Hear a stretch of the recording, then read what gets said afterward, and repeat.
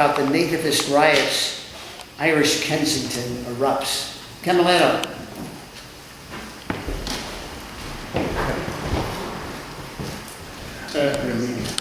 Thank you, Fred, and thank you, folks, for having me up here. You can hear me okay? Okay. I'm a local historian down in the Fishtown, Kensington area. Wrote some books about it. This is my latest one, the Philadelphia Nativist Riots, Kensington Erupts, Irish Kensington Erupts. And I'll be available afterwards with my books for sale and book signing. I guess if scholars ever looked at Kensington's history, I mean, they haven't really looked at it a whole lot, but this is one of the events that has been studied. There's been other books written about it, and the other books, Michael Feldberg wrote a book on the Philadelphia Riots of 1844, and a couple of articles were written in different scholarly journals, Weaver's Riots, sometimes they call it, and Bible Riots, has various names. I wanted to call it the Kensington Nativist Riots, or the Kensington Riots, but the publisher thought Philadelphia would, pull in more eyes or something. So it sort of was in Philadelphia. It was mostly in Kensington, and that's the area I specialize in.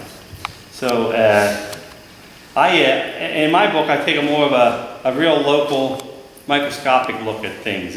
I didn't want to know what was happening nationally and where it fit nationally. That wasn't really my interest. I wanted to know who were the guys fighting, who was rioting, what buildings got sacked, who burnt them down, who got arrested, who was murdered, who was, where did they get shot at. I wanted the real details, of the riots. And that's kind of what this book is about. And a friend of mine, some of you know, Torben Jink, Torben made about half a dozen maps for the book.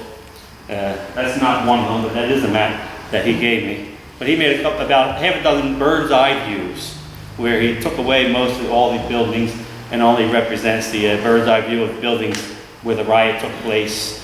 One map for each day of the three riots. The riots took place May 6th, 7th, and 8th, 1844.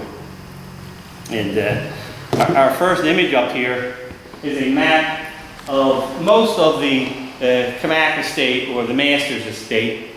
At that time, well, going back to the Revolutionary times, William Masters, he got it from, I believe, Thomas Masters, and he had about 700 or 800 acres in most, what I guess folks would call North Philly. But it also stretched down here. This is the Delaware River. And this site right here is where the Sugar House Casino is.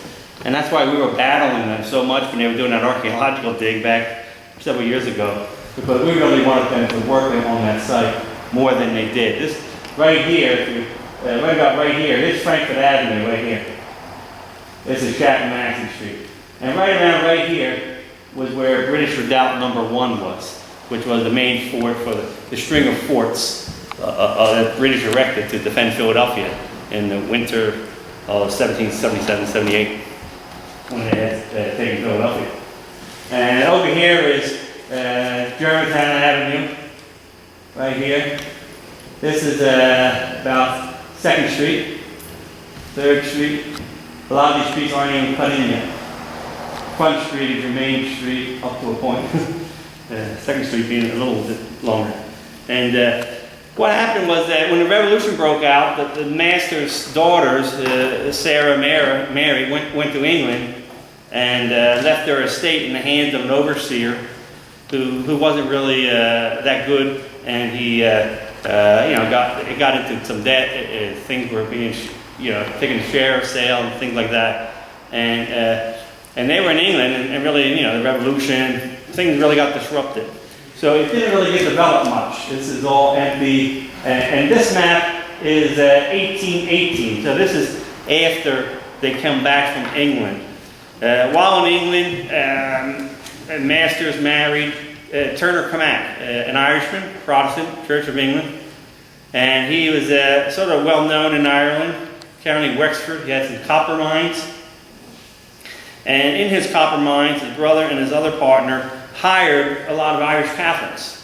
And they were known to be parts of what was called the Defenders, They were the agricultural workers who were sort of going, loggerheads with the Orange Men types, and when you thought, look at Northern Ireland and the fighting that was going on between the Irish and the Protestants, you had the Irish Protestants versus the Irish Catholics, and as you know, it lasted many years. So the Camac, even though he was a Protestant Irish and upper class, he had a lot of sympathies for the Irish. He was a friend of the Irish Catholics. And his one partner's relation was part of the United Irishmen rebellion in 1798, which failed. I don't know, my Irish history doesn't run real deep, but I did a lot of work on it just for the opening chapter of this book. And there had always been these, wars in Ireland, but trying to free themselves from the grasp of the English and whatnot. And in 1798, sort of a premature rebellion took place. The United Irishmen was founded by mostly Protestants originally, upper class, middle class Protestants, and they, got the Irish Catholics involved as more of the foot soldiers, and they were sort of found out before they were really ready for their revolt, and so the rebellion wasn't very successful. A lot of people died and were killed and such. And a lot of people came to America. A lot of Irish Catholics immigrated to America. This is one of the big influx of Irish Catholics at that time. Dennis Clark writes about it in one of his books. And there was 1,000 people came to America, and a bunch of them came to Philadelphia. So that was in 1798 and thereafter. And Turner Camac, after that 1798 rebellion, well, his copper mine was also sort of battling with a British-owned copper mine. So he had this, business loggerheads with the Brits, and he was sympathetic to the Irish Catholics, and he was putting tons of money, 50, 60,000 pounds, went into these copper mines, and they weren't turning out to be very successful, especially when he was competing against the English Crown's owned copper mines, And in Dublin today, there's supposed to be a bridge named the Camac Bridge, named after him, and very collectible are Camac pennies, copper pennies. If you want to go on eBay, you can probably find them. I found some. And so around 1804, he married Sarah Masters in 1795. And about 1804, I think because of his finances were starting to get a little funny, and then also the political situation and such, he decides to come to America. And he comes and he takes over his wife's estate and begins to make it profitable, selling off, some properties, getting out of debt, and building some businesses and such. So this area right here, where you see some development, this is actually where the riot takes place in 1844. This is Germantown Avenue. This back street is Cadwalader. American Street is not cut in yet, but this is second and third. And Girard Avenue would be right around here. It's not cut through yet. So this is probably more like down here Richmond Street, down this way, or Wilby or something. And this is I think Stacy's Tobacco Field, which is like Schmidt's Brewery, where that used to go to Piazza today. That's why that whole area is sort of on an angle a little bit. And so he does this, and he starts to sell to a lot of Irish Catholics that are coming to Philadelphia.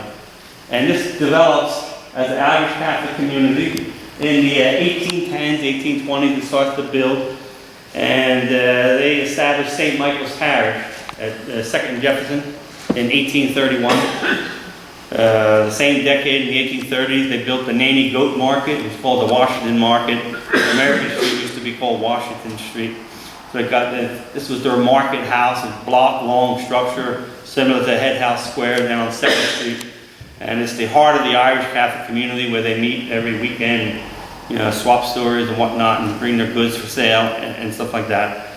Also, right there, they have,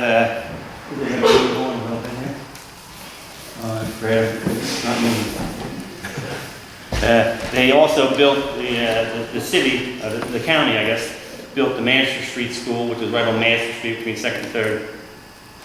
And then they also built the,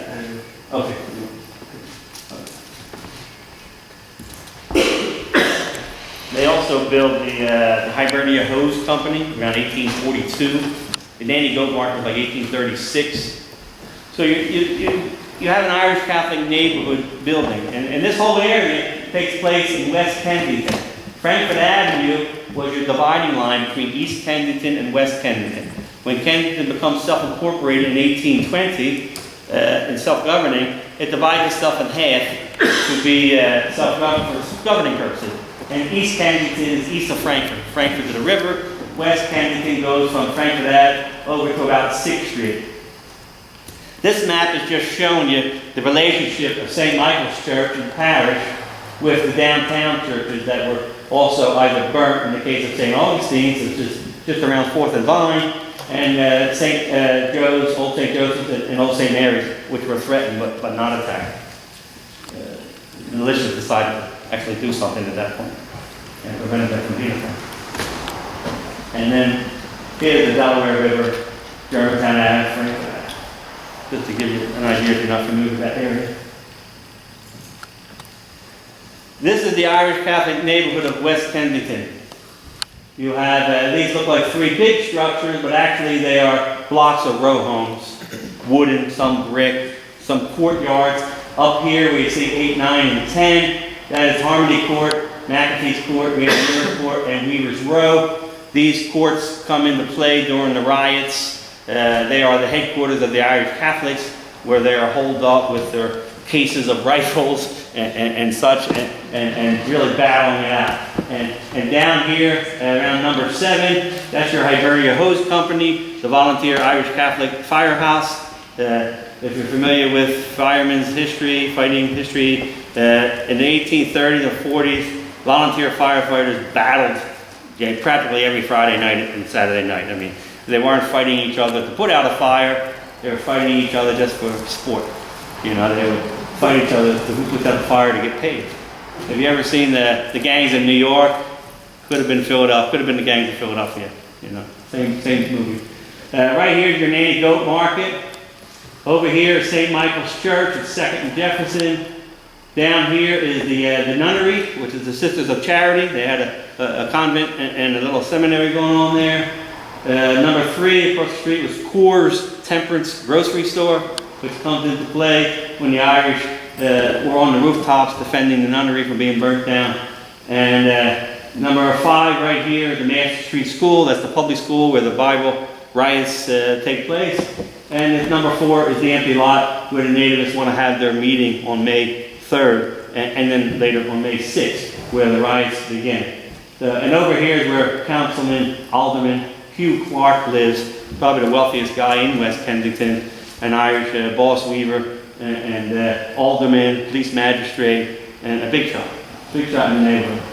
And so this is your general neighborhood of West Kensington. We don't have any images of those Irish courtyards in Kensington, but here's one from Jacob Rees's book, How the Other Half Lives, or How the Lower Half Lives. And it kind of gives you an idea what these courtyards might have looked like and how friendly they were towards an outsider. I don't know about you, but I would not walk down there if I didn't know them. I don't even know if they're Irish Catholic. These guys look like maybe Italians over here. And I don't know who they are. But this guy looks like he's ready for something. I don't know if that's a railing or a stick. So you can imagine you had 4 of these courtyards on that block, and from the reading of the testimonies at the riots, they were worse than this one, that's for sure. This is a picture of St. Michael's Church, the earliest picture of St. Michael's Church, well, not the earliest picture, but the earliest representation of what it would have looked like at the time it burned. You see the rectory is next door, and some other buildings on that block. When the church took fire on May 8th, 1844, it spread and that whole block went ablaze. These are contemporary pictures of St. Michael's Cemetery, which is the only thing that survived the riots, and the only records that survived the riots. The cemetery is about money, right? So that when they left, they took the registers with them. They didn't take the baptisms or the marriage registers or burial. They didn't take burial registers. So the cemetery registers do exist. So you figure they were founded in 1831. I think they opened up the next year, 1832, 33. So you have about the first 10, 12 years of the church's records or don't exist. This is one of the founders of St. Michael's, Michael Keenan. He was a manufacturer, Irish Catholic, and So the big shot in town, and in West Kensington as well, and he's buried at St. Mike's, and one of his properties, which is sure to the right. This is Alderman Clark's grave, he's buried it there as well. So that's the setting in the sense of West Kensington and what was going on in West Kensington.